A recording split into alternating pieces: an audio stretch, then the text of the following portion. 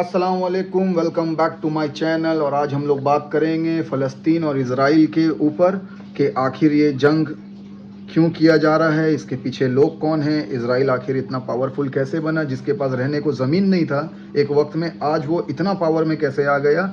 और साथ ही साथ हमारे जो भाई लोग फ़लस्तीन को सपोर्ट कर रहे हैं, भाई कुछ भाई क्या, इवन हम सभी मुसलमान फ़लस्तीन के साथ हैं, मस्जिद अल-अक्सा के साथ हैं, हमारे इस्लाम के साथ हैं, हमारी कौम के साथ हैं। और लेकिन उनका जो ख़यालात है कि बाइकॉट करना ज़रूरी है, तो बाइकॉट करने से और भी कुछ मुश्किलात हैं, जो मुश्किलातों का सामना शायद हम और आप नहीं करेंगे लेकिन कोई ना कोई करेगा। तो उस चीज़ को भी ध्यान में रख कर ही कोई भी कदम उठाना है। तो चलिए वीडियो को एंड तक देखिए। अगर आपको मेरा वीडियो पसंद आए तो लाइक और शेयर ज़रूर करिएगा, और साथ ही साथ आप अपना भी कुछ राय मशवरा हो शेयर करिए। हो सकता है राय मशवरा में ही तो बरकत है, तो राय मशवरा करना अच्छा बात है, कोई बुरा बात नहीं है। हो सकता है कहीं मेरा सोच गलत हो तो आप लोग मुझे ज़रूर बताएं कि हाँ इस चीज़ को ऐसे नहीं, इस चीज़ को वैसे कर सकते हैं। तो आइए चलिए टाइम ना बर्बाद करते हुए वीडियो को शुरू करते हैं। तो गाइज़, ये वो शख्स है जियोनिज़म, जिसका ये एजेंडा था कि किस तरह हम लोगों को एक कंट्री बनाना है जिसको होली लैंड डिक्लेयर करेंगे। उसके बाद इसका देखिए मकसद वही है कि इसमें इसको पता है कि थर्ड टेंपल बनने के बाद मसीहा आएगा। तो गाइस देखिए, यही वो टेंपल है जिसको इन लोग को बनाना है मसीहा के लिए। इन लोग का मसीहा हम लोग के लिए दज्जाल और क्रिश्चियन के लिए एंटी क्राइस्ट है। और यहाँ देखिए किस तरीके से इन लोगों ने फ़लस्तीन में अपने लोगों को भेजा और धीरे धीरे धीरे फ़लस्तीन को कब्ज़ा करके इज़राइल बना दिया, क्योंकि इनको एक ग्रेटर इज़राइल क्रिएट करना है। इसलिए उन लोग इज़राइल के एक छोटे हिस्से से आके गल्फ़ कंट्री में एक बड़ा हिस्सा कब्ज़ा करना चाहते हैं जो बैतुल मुक़द्दस के पास है, जबकि पूरा बैतुल मुक़द्दस कहीं ना कहीं इस्लामिक कंट्री से घिरा हुआ है। जैसे कि आप लोगों ने देखा कि इज़राइल को इज़राइल बनाने के पीछे सबसे बड़ा हाथ है, वो है इल्यूमिनाटी का, जिसको द सीक्रेट सोसाइटी के नाम से हम लोग जानते हैं, या बहुत लोग नहीं भी जानते हैं। कुछ लोग का ये मानना है कि ये एग्जिस्ट भी नहीं करता है, लेकिन एक्चुअली ये एग्जिस्ट करता है। ठीक है, अब रहा इल्यूमिनाटी क्या है, वो मैं आपको एक यूट्यूबर के बारे में बताऊंगा। आप उसको फॉलो करो, आप उसके बारे में उसके पेज में जाओ, आप देखो, वो आपको पूरा समझाएगा व्हाट इज़ इल्यूमिनाटी। तो इज़राइल एक ऐसा कौम था जो गल्फ़ कंट्री के बीच में, ठीक है, गल्फ़ कंट्री पूरा मुस्लिम कंट्री है, पूरा मुस्लिम है, गल्फ़ कंट्री में सारे मुस्लिम हैं। तो गल्फ़ कंट्री के बीच में इज़राइल को सपोर्ट करा गया और ताकतवर इसलिए बनाया गया ताकि वहाँ हमारा अपना कोई हो जो लड़ सके। दूसरा बात कि इज़राइलियों का मानना है कि मस्जिद अल-अक्सा को शहीद करने के बाद उन लोग वहाँ पर ही एक थर्ड टेंपल बनाएंगे, जिसके वजह से मसीहा आएगा, वही मसीहा जिसको हम मुसलमान दज्जाल के नाम से जानते हैं, और जो क्रिश्चियन है वो एंटी क्राइस्ट कहते हैं। तो देखिए, ये लोग को सिर्फ और सिर्फ दज्जाल को लाना है, और इनका ये मानना है कि जैसे ही वो थर्ड टेंपल बनेगा तो दज्जाल आ जाएगा। दज्जाल को वापस लाने का एक ही तरीका है, वो है द थर्ड टेंपल को बनाना, जिसको ये लोग टेंपल माउंट कहते हैं, टेंपल माउंट। ठीक है, तो गाइज़ थोड़ा हम लोग को बहुत सोच समझ के चलना होगा, और मुसलमानों को एक होना होगा।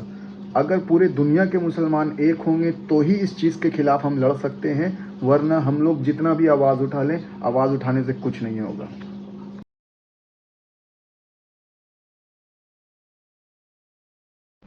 अब आप ये सोच लीजिए कि इज़राइल, जिसके पास एक वक्त में रहने को ज़मीन नहीं था, वो मदद मांगते हुए फ़लस्तीनियों के पास आया। फ़लस्तीनियों ने बाकायदा उन्हें मदद किया, उन्हें अपनाया, दिल से अपनाया, ये सोच कर के वो ज़रूरतमंद है, क्योंकि हमारे इस्लाम में ये कहा गया है कि ज़रूरतमंदों का मदद करो।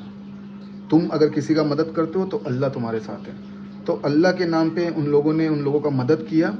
लेकिन जिसके पास रहने का ज़मीन नहीं था, जगह नहीं था, आज वो वर्ल्ड में, आप फूड प्रोडक्शन के हिसाब से बात करिए, चाहे मेडिसिन प्रोडक्शन के हिसाब से बात करिए, हर कुछ उनके कंट्रोल में है। उनके ही थ्रू इन्वेस्टर है, उनके थ्रू ओनर्स है, उनके थ्रू सीईओ है। तो कहीं ना कहीं हर प्रोडक्ट कहीं ना कहीं लिंक करता है इज़राइल से, ताकि जो भी प्रोडक्ट यूज़ होगा डेली मर्रा में, तो उसका फ़ायदा इज़राइल को मिलेगा। फाइनेंशियली इज़राइल स्ट्रांग होगा तो ही इज़राइल मस्जिद अल-अक्सा को डिस्ट्रॉय करने में कामयाब होगा, और मस्जिद अल-अक्सा डिस्ट्रॉय होगा तो वहाँ द थर्ड टेम्पल आएगा, द थर्ड टेम्पल बनेगा तो मसीहा आएगा, मसीहा आएगा तो दज्जाल आएगा।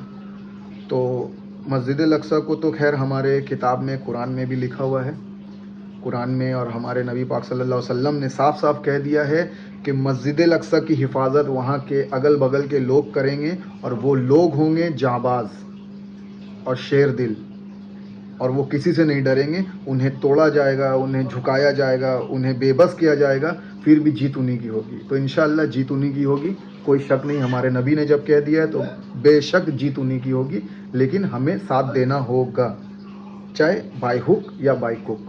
अब रहा बात कि इज़राइल इस वजह से पावरफुल बना, तो प्रोडक्ट को बाइकआउट करना बहुत अच्छा बात है। बाइकआउट लेकिन कहाँ तक? आप मेडिसिन को तो बाइकआउट नहीं कर पाओगे।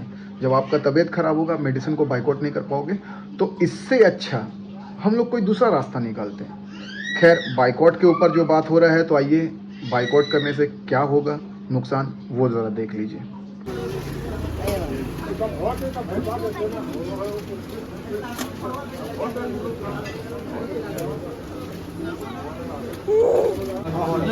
मुनव्वर सब बोल रहा है कि कोल्ड ड्रिंक बंद कर देने पीने के लिए, क्या करोगे तुम? अगर कोल्ड ड्रिंक चिप्स सब बंद हो जाएगा, सब तुमसे लेना बंद कर देगा, क्या करोगे? बोलो क्या करोगे? नहीं दिखेगा तो बंद कर देगा। खाओगे कैसे? खाओगे पियोगे कैसे? कैसे खाया जाएगा? हैं? खाया कैसे जाएगा? साहिल, हम बोल रहे जो हो रहा है, कोल्ड ड्रिंक बंद कर दो, चिप्स लेना बंद कर दो, कैसे खर्चा पानी चलाओगे? इंडिया प्रोडक्ट बेचेंगे। इंडियन प्रोडक्ट तो है ही नहीं कुछ, ज्यादातर तो सब लेजी बेचते हो, वही तो तुम्हारा सेल है। आरसी कोला ये सब है, बेचेंगे। और नहीं बिका तो क्या करोगे?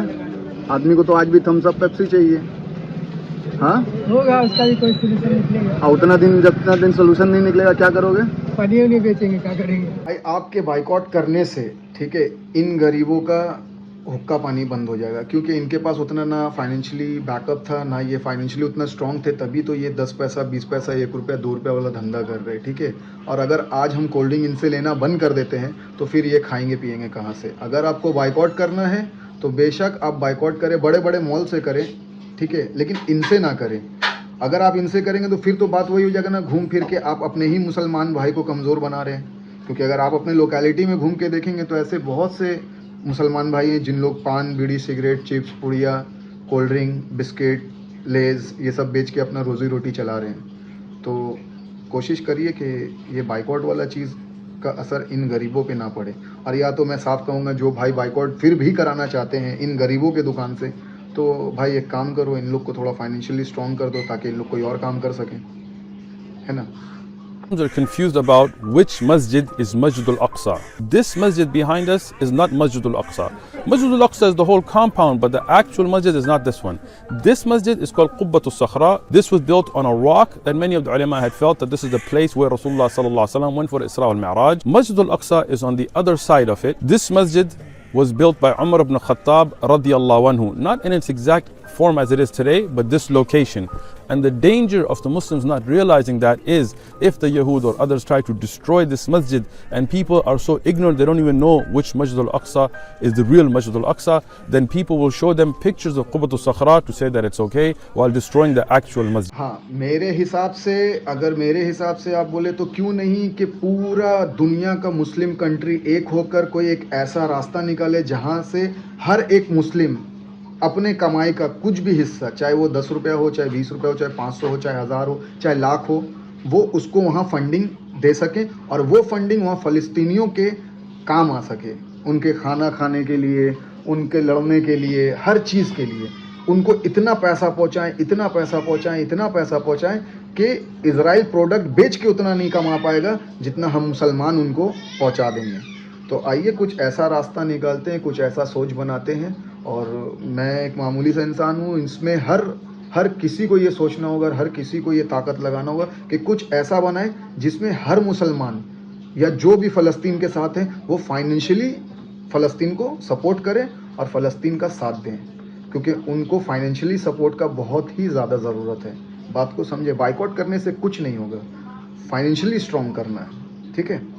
तो आज का वीडियो आपको कैसा लगा, नहीं लगा, हो सकता हम कहीं गलत हो सही हो, तो बाकायदा आप कमेंट में मुझे कमेंट करके बताएं अगर मैं कहीं गलत हूँ, या आपका भी अगर कुछ अच्छा थॉट्स है तो आप अपना थॉट शेयर करें। हो सकता है कि मशवरे से कुछ अच्छा हल निकल जाए, कोई अच्छा रास्ता निकल जाए।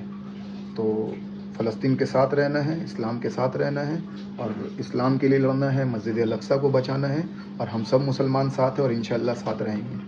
अल्लाह अकबर, अल्लाह हाफ़िज़।